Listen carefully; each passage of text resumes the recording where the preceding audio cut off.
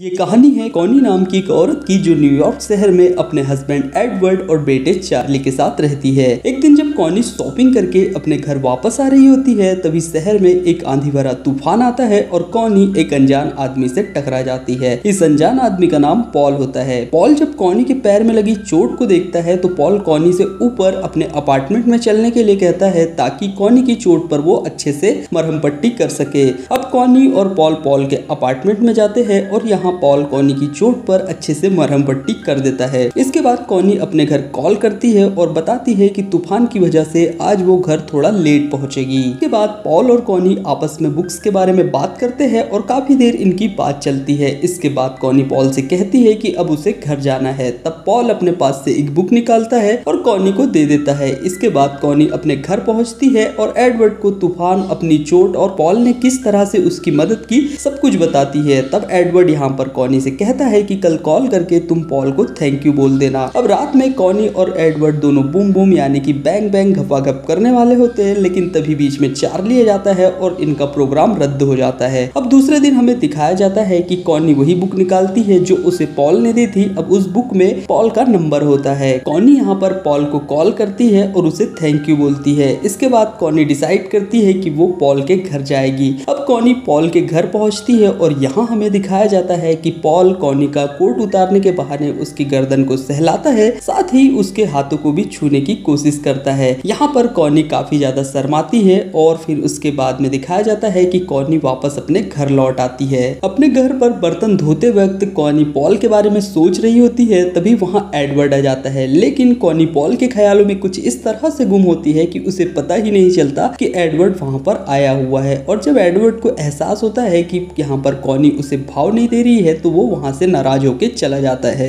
अगली सुबह कॉनी फिर से पॉल के घर जाती है और अब पॉल और कॉनी दोनों डांस करते हैं। ये बहुत अच्छे से साथ में एंजॉय कर रहे होते हैं, लेकिन तभी वहां एक आवाज आती है। उस आवाज को सुन के पॉल और कॉनी दोनों दूर हो जाते हैं। अब यहाँ पर दिखाया जाता है कि कॉनी वापस अपने घर जाने के लिए निकल जाती है, लेकिन पॉल कॉनी को पीछे से पकड़ लेता है और उसे जबरदस्ती अपने बेडरूम में लेके जाता है। यहाँ पर वो कॉनी के साथ में घपाघप करना चाहता है। थोड़ी देर तो कॉनी भी नाटक करती है, नहीं कहती है कि मैं बड़ी चरित्रवान औरत हूँ, लेकिन थोड़ी देर बाद वो मान जाती है और मिलके ये दोनों अच्छे से बैंग बैंग करते हैं। इसके बाद कॉनी अपने घर के लिए निकल जाती है और जब वो ट्रेन में बैठी होती है तो वो इन दोनों के बीच में यानी पॉल और कॉनी के बीच में जो बैंग बैंग हुआ उसे याद करके बड़ा खुश होती है मन ही मन में। अब एक दिन कॉनी पॉल के साथ में एक रेस्टोरेंट में काफी मस्ती कर रही होती है, तभी वहां पर एडवर्ड का एक कलीग आ जाता है जो कॉनी को देख लेता है। अब इसी रात एडवर्ड कॉनी के साथ में बाथटब में घपाघप करना चाहता है, पर कॉनी वहां से चली जाती है और कहती है कि आज उसका मूड ठीक नहीं है। अब दूसरे दिन एडवर्ड कॉनी से लंच पे मिलने के लिए कहता है, पर कॉनी ये कहते हुए मना कर देती है कि आज उसका पार्लर में अपॉइंटमेंट है। अब एडवर्ड को भी कॉनी के ऊपर धीरे धीरे शक होने लगता है, इसलिए एडवर्ड अपने ऑफिस से पार्लर में कॉल करता है और उसे पता चलता है कि कॉनी का तो आज पार्लर में कोई अपॉइंटमेंट ही नहीं है। दूसरी तरफ हमें कॉनी को दिखाया जाता है जो पॉल से मिलने जा रही होती है और उसे रास्ते में उसके कुछ दोस्त मिल जाते हैं और अब ये लोग कॉफी पीने चले जाते हैं। अब कॉनी पॉल को कॉल करती है और पॉल को भी रेस्टोरेंट में ही बुला लेती है। इसके बाद भाई साहब ये दोनों वही बाथरूम में घुसते हैं और फिर से इनका घपाघप बैंग बैंग प्रोग्राम शुरू हो जाता है। इधर एडवर्ड का कलीग एडवर्ड से मिलता है और एडवर्ड से कहता है कि अपनी पत्नी पर नजर रखो क्योंकि मैंने उसे किसी और आदमी के साथ देखा है। अब एडवर्ड एक डिटेक्टिव को हायर करता है और उसे कहता है कि वो कॉनी के ऊपर नजर रखे। अब इसी रात एडवर्ड कॉनी को बताता है कि वो ऑफिस के काम से कुछ दिनों के लिए दूसरे शहर शिकागो जा रहा है और दूसरे दिन से एक होटल में रहने लगता है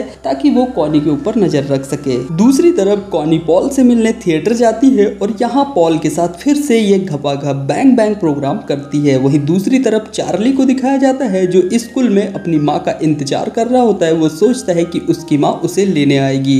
अब जब कॉनी को याद आता है कि उसे चार्ली को लेने स्कूल जाना है तो कॉनी वहां से निकल जाती है और स्कूल चली जाती है। वहीं दूसरी तरफ हमें दिखाया जाता है उस डिटेक्टिव को जो एडवर्ड से मिलता है और कॉनी और पॉल के अवैध संबंध के बारे में बताता है और एडवर्ड को कॉनी और पॉल की कुछ तस्वीरें भी देता है, साथ ही पॉल का एड्रेस भी दे देता है। अब हमें आगे के सीन में दिखाया जाता है कि कॉनी शॉपिंग करके वापस अपने घर लौट रही होती है, तभी उसकी नजर पॉल पर पड़ती है जो किसी दूसरी लड़की के साथ घूम रहा होता है। अब कॉनी को पॉल के ऊपर बहुत ज्यादा गुस्सा आता है और वो पॉल का पीछा करती है। पीछा करने के बाद थोड़ी देर में ये एक लाइब्रेरी में पहुंचती है और वहां इसे पॉल मिल जाता है। अब कॉनी पॉल के साथ में खूब झगड़ा करती है और इसके बाद हमें दिखाया जाता है कि पॉल और कॉनी दोनों फिर से पॉल के घर जाते हैं और एक बार भाई साहब फिर से इन दोनों के बीच घपाघप का प्रोग्राम हो जाता है। कॉनी और पॉल का घपाघप का प्रोग्राम खत्म होता है और कॉनी अपने घर चली जाती है। अब हमें दिखाया जाता है कि थोड़ी देर बाद एडवर्ड पॉल के घर आता है और पॉल से कुछ बात कर रहा होता है। पॉल और एडवर्ड दोनों आपस में बात कर ही रहे होते हैं, तभी एडवर्ड की नजर उस गिफ्ट पर पड़ती है जो उसने कभी अपनी वाइफ कॉनी को अपनी एनिवर्सरी पर गिफ्ट किया था। इस गिफ्ट को पॉल के घर पे देख के एडवर्ड को बहुत ही ज्यादा गुस्सा आता है और उसे इतना गुस्सा आता है कि वो उस गिफ्ट को उठाता है और पॉल के सर पे दे मारता है। अब उसने इतनी जोर से पॉल को मारा होता है कि मौके पर ही भाई साहब जो पॉल होता है उसके प्राण पखेरु उड़ जाते हैं और वो मर जाता है। तभी हमें दिखाया जाता है कि पॉल के फोन पर कॉनी का मैसेज आता है जिसमें वो पॉल से कहती है कि वो पॉल और अपने रिश्ते को खत्म करना चाहती है क्योंकि उसे लगता है कि वो अपने हस्बैंड और अपने बच्चे को धोखा दे रही है। ये मैसेज लेकिन एडवर्ड देख लेता है और उसे अपनी गलती का एहसास होने लगता है, इसीलिए एडवर्ड यहाँ से सबूत मिटाता है और इसके बाद पॉल की लाश को अपनी गाड़ी में डाल लेता है।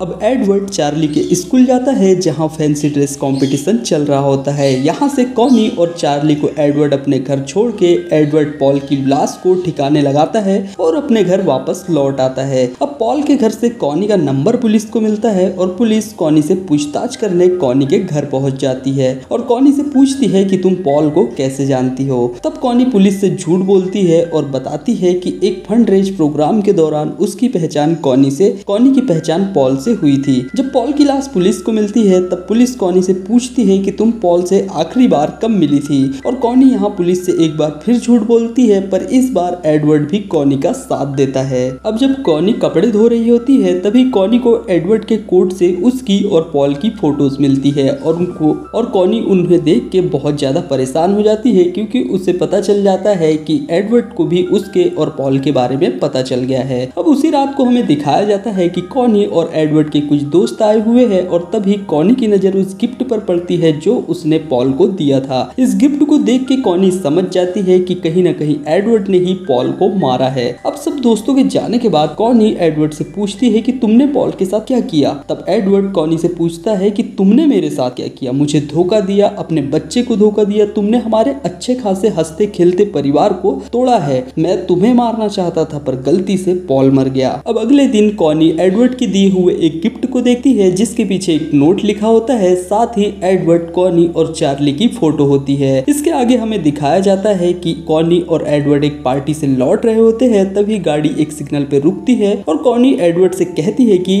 हम ये देश छोड़ के किसी दूसरे देश चलते हैं और एक नई जिंदगी की फिर से शुरुआत करते हैं। अब एडवर्ड और कॉनी दोनों एक दूसरे को गले लगाते हैं और कहानी यहीं खत्म हो जाती है। तो इस कहानी से हमें सीखने को मिलता है कि भैया कभी किसी दूसरी की औरत के ऊपर हाथ नहीं डालना चाहिए, वरना आपकी मौत भी हो सकती है, जिस तरह यहाँ पर पॉल की मौत हुई है। तो कहानी अगर आपको पसंद आई हो तो प्लीज वीडियो को लाइक कर देना और चैनल को सब्सक्राइब भी। Thank you.